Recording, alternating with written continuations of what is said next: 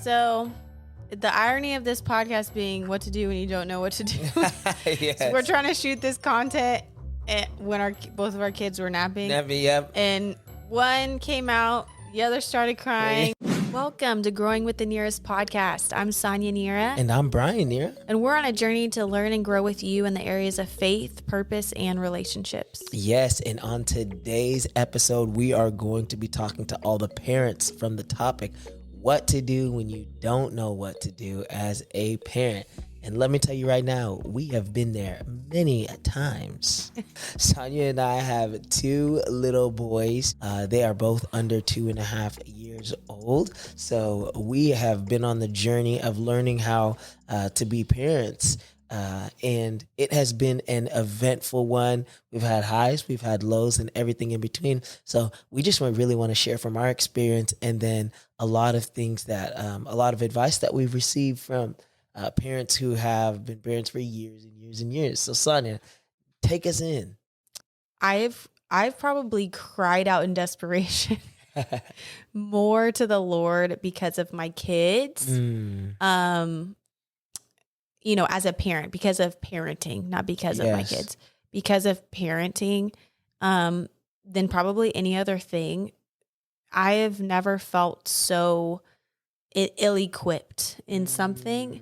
There's obviously so many areas that I feel equipped in parenting them, things that are just that come natural. But as far as like, you know, stewarding their development, that is something that I'm not an expert in. I didn't go to school in child development. I didn't, you know, learn a bunch of techniques of how to help their brain mature, you know, and techniques of managing behavior. And so just feeling really ill-equipped when this is going to sound really intense. Are you ready? Yes. Parents, your children are sinners. They are. They have a sin nature that is alive and well. Yes, definitely. And it is amazing how early on you see children like learn to lie, like lying and manipulation and, disobedience. Yeah. And so learning how to manage and steward, our children's sin nature, so that they can have the tools in their life to subdue it. That is really hard. Yeah. It's really hard. How do I, as his mom, help him so he has the best possible chance to subdue his flesh and keep his mind in check and his thoughts in check, in accordance to a biblical worldview.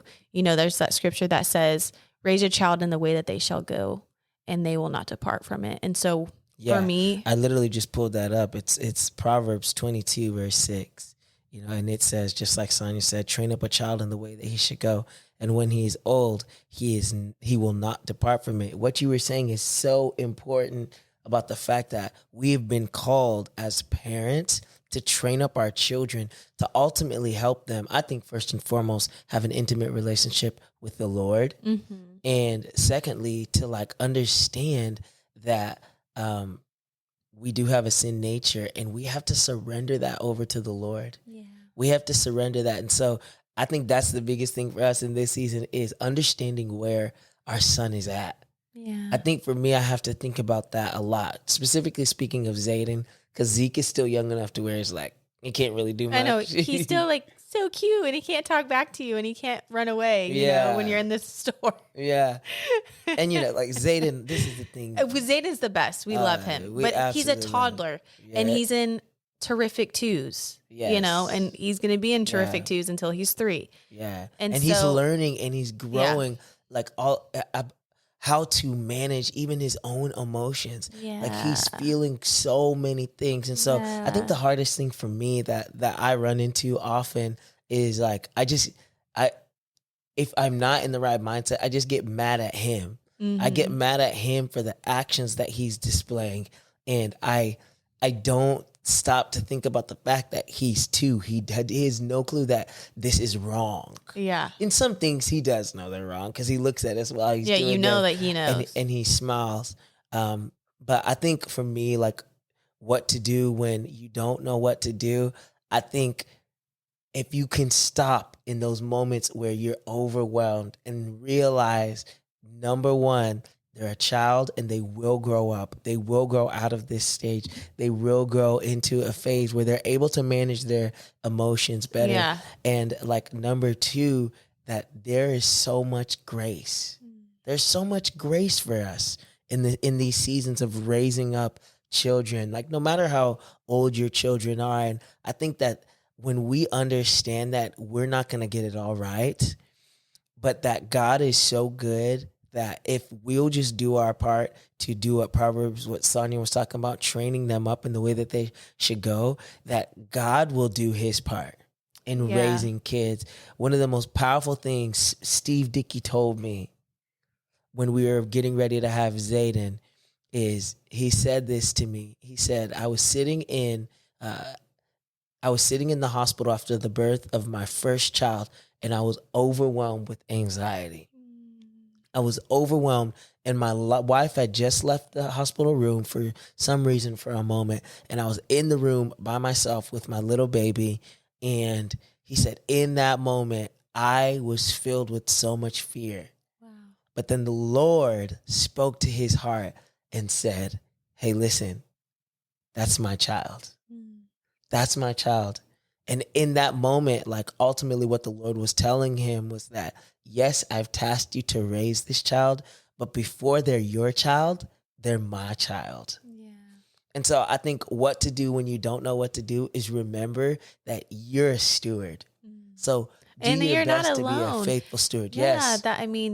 That word also insinuates, hey, you're not alone in this. You're not alone. The Lord is here to help you. I remember when the Lord said, he said, Sonia, you are responsible to teach these kids, right? Like we assume like they're just like have built-in features, you know, well, they know not to hit. They know not to kick and scream. They know that when mommy says no, they just do it automatically. You know what I'm saying? Like that's not the case. We have to teach them how to be obedient to parents. We have to teach them how to control their emotions. We have to teach them, you know, that we don't use our hands and feet as weapons. You know, it's like we have that responsibility. And I love that word that the Lord gave Steve about, you know, this is my child, not yours, you know, because it insinuates that the Lord is with us and we're not alone.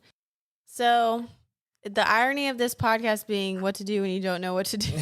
Yes. So we're trying to shoot this content when both of our kids were napping. Yep. And one came out, the other started crying.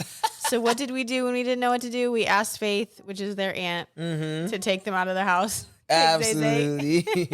This podcast is as real as it can get. As real.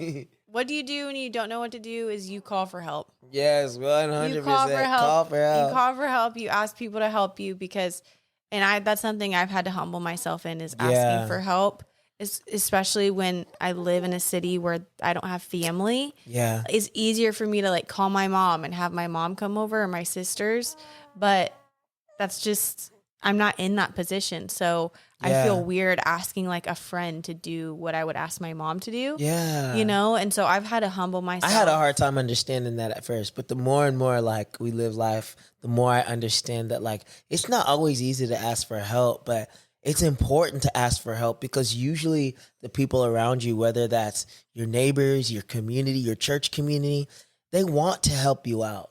They want to be there for you. And so for those who you can trust, it's always good to lean on them. Absolutely. So, you know, circling back around just so we can have a concise thought. Yeah. You know, for us, prayer is a big thing. Mm-hmm. For us, research and learning is a big thing. Yeah. Like if you, like for me, if I know that it's normal in Zayden's development that he throws a toy in anger, I don't feel so like, oh my gosh, what's wrong with my kid? You know what I'm saying? Yeah. You know, and that's like a silly example, but there's plenty of things where we feel that way. Like, what's wrong? Like, why is this happening? You know?